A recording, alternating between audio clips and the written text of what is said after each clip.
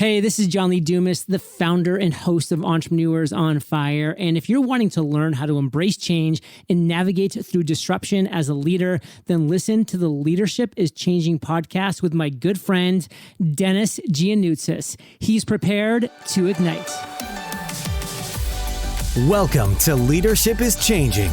Each week, we and our guests provide information and insights through exploring leading change. This is taking your leadership to another level by finding the balance between executive excellence and personal well-being through stories that inspire real change. It's time to adapt in our fast-moving world when leadership is changing with your host, Denis Gianoutsos. Hey, welcome to the show, Leadership is Changing. What we as leaders know to be true is that change is constant. Leaders everywhere confront similar obstacles because people are people, but everywhere you go, leaders are overwhelmed, disrupted, and under pressure. They run from email to email, meeting to meeting. Many leaders are not changing quick enough, which means they run the risk of becoming irrelevant and being left behind. The purpose of the show is to take our listeners' leadership to another level by finding their balance between executive excellence and personal well-being through stories that inspire real change. I believe we don't have enough effective leaders in the world today, and if we can get the leaders to step up and lead change, then they can inspire real change. It is now time to adapt in our fast-moving world. Listeners, hey, thanks for joining me today on Ask Denis. It's an episode that I do once a week to actually just share with you and answer any questions, but also share other items that I, maybe wanting to share in teachings and insights. So I have a question this week, and it comes from Sally. And Sally's asked that, with all your travels over the years and all the people that you've met, Denis, what is the one area leaders typically need to change or focus on? Well, Sally, that's a great question, and thanks for sending it through. And I'm also going to encourage listeners that if you've got a question that you want me to answer, feel free to email it through to me, and then my email will be in the show notes. But also, if you wanted to send me a message through prior social media or even through my website, just send me on my contacts form. So Sally's question is, what is one area leaders typically need to change or focus on? Well, I think there's many areas, Sally. But the one thing that I would think about that comes to mind right now is networking. I think a lot of leaders around the world don't network very well. They have the opportunities to do it, but they just don't get into it because they are busy and they've got lots of things happening.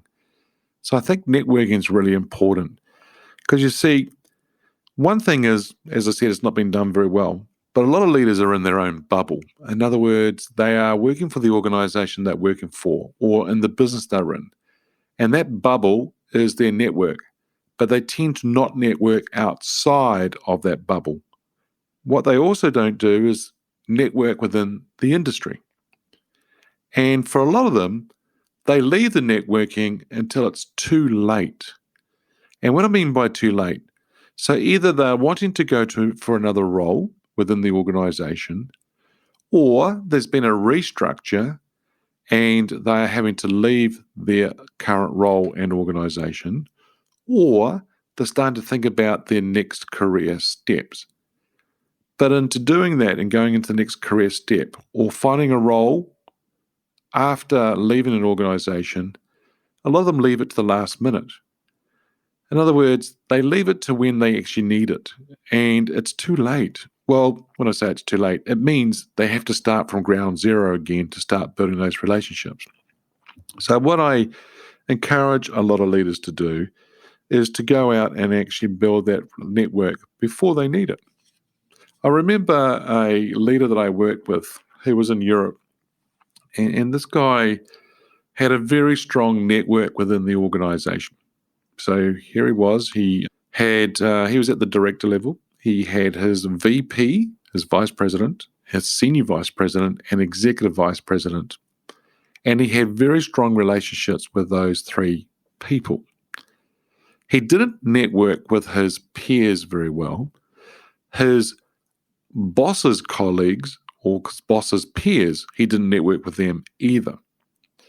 And so what he also didn't do was across business units, he didn't go and build a network or build relationships with people. And as a result of two business units merging, there was only a need for one executive vice president, and then it had a downflow effect. So overnight, his VP, in other words, his boss, senior VP, and executive vice president all left the organization overnight due to a merge of two organizations in the company. For him, overnight, his power base, his influence, disappeared. And for him, he found that he was quite vulnerable. And so he didn't know what to do. So he and I worked together and we thought about things, and I got him to start thinking about where he was going and what he needed to do and what networks he needed to be part of. And so one thing that we did talk about was the way that he was going to approach people going forward and getting them to join his network. Now, for a lot of people, they go out there and they will actually be like a little dog with the tongue hanging out, looking for the bone and being really, really quite strong and trying to get that bone. And what I was trying to get across to him was the fact that, yes, he needs to get out and network, and let's do it now when he can, rather than when he's really needing to do it. And so even though he had his power base removed, he was able to quickly work with other leaders within the organization because they had some idea about who he was. So that was a good thing. But then I also got him to start thinking about where was he going in his role, what he was doing going forward, and what kind of networks he needed around him and that he needed to build to enable him to move forward. Now, for a lot of leaders, what happens is that they don't actually understand where they're going. Whether it's a new role, whether it's starting a business, whether it's something that they are having to go to a brand new company, they just haven't thought about where they want to go and what they want to do. But for those that do that, that's a great thing. So they get very clear on where they're going is one thing. But then they have to understand what is the network of people they need around them to help them, A, do the shift, and B, help them succeed in that new role, business, or whatever it is. And so for this gentleman that I was talking about in particular, I got him to start thinking about that a lot and brainstorming. But then I also got him to start thinking about the networks and so forth. And so there's a few things that I suggest that people start looking at when they are thinking about brainstorming and putting things into action around the network. And it's these following things.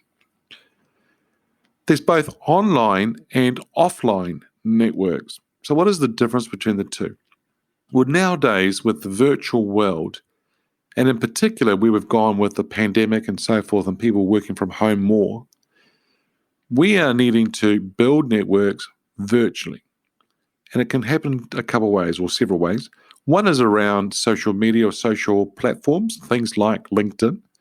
I think LinkedIn is a great platform to use from a professional networking sense of things that you want to do. So one is to build networks. Once again, don't be like that little dog looking for the bone and you're going in there for a sale or you want to go in there and ask for a job, because that ain't going to work. I don't know about you, but every time I get a contact and the person gets to me and they want to try and sell something to me, or they are looking for a job and so forth, they don't even ask me how I am, or I don't even have a relationship with them. And so they're in there straight away trying to sell. That just turns me off. And I don't know whether that turns you off as well. So what I recommend is you start building a relationship with people, get to know them, get them to get to know you. That's a really important thing. So online is one thing. But your main goal in trying to build a relationship with people online is to bring them offline. Now, what do I mean by that? Well, offline could be face-to-face meetings. So if I meet with people online and connect with them and build a little bit of a relationship, what I'm wanting to try and do is get a cup of coffee with that person, a cup of coffee, cup of tea, whatever you can, to meet with that person face-to-face. Now, for a lot of us, we're not able to meet people face-to-face. So what we'll end up doing is that we'll try and get a Zoom call or a FaceTime call or a Skype call or a Microsoft Teams call, whatever, that kind of call, to have a one-on-one face-to-face on video session. Now, I know that's still virtual, but I'm still going to count that as a little bit of being offline. So I'm taking them away from that social platform and bringing them to a real live, tangible, over the camera or face-to-face meeting with that person so I can further that relationship with them. So that'll be one thing, is look at online versus online. What is going to be your approach and who you're going to actually start contacting? The other thing I would do is start thinking about the networks. So if you have thought about where you're going or whether it's another role within the organization or whether it's a role outside of the organization or it's something that you're wanting to do around business and that, then start thinking about what is the network or what are the networks that I need to identify that's actually going to help me. Now, these networks actually do run certain events possibly. So what are those events coming up? Start identifying the right networking events for you, the right networks that you want to belong to. Now, whether they do face-to-face meetings or they do a virtual meeting or it's a group that's in LinkedIn that you might want to join, start thinking about those and start getting a little bit more targeted. The other thing I would say is make contact with the admin person if it's an online group. Try and get hold of that person, build a relationship with that person. But whatever the group is, whether it's online, whether it's face-to-face or network, you want to go in there and you want to add value to the people. The other thing I would say is sit back and think about what is your actual intent for going to these networking events, whether it be one-on-one with somebody or it's a group session like an event or a conference has been held or a guest speaker that night. Whatever it is, what is your intent? So you want to go to these events, that's great, but what do you want to get out of it? So what is your intent?